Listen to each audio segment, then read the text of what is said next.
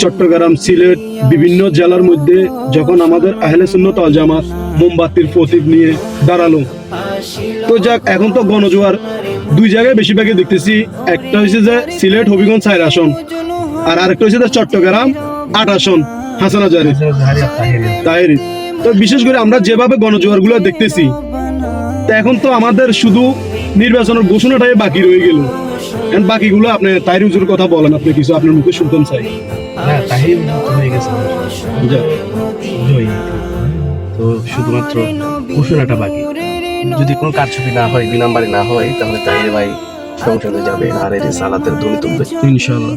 এবং সুন্নিয়তের কথা বলবে, এটা গ্যারান্টি আছে। যাক, উনি হয়ে গেছে, উনি জনতার নেতা, উনি বাংলাদেশের 18 কোটি মানুষের নেতা। যাক, মোমবাতি সংসদে যাবে যদি 2 নম্বরই না হয়, কারচুপি না হয়। এবং আমাদের সৈয়দ হাসান আল আজহারি, উনি তরুণদের আইডল, তরুণদের অহংকার। 8 আসনে উনিও অবশ্যই নির্বাচিত হবে।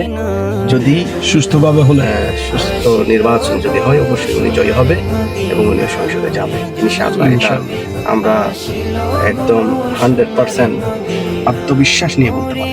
যাক, আলহামদুলিল্লাহ। তো সবাই আমাদের সুন্নির মোমবাতি প্রার্থী যেখান থেকে দাঁড়াইছে, আপনারা ইনশাআল্লাহ মোমবাতি মার্কা স্যার একতারা আপনারা ভোট দিবেন।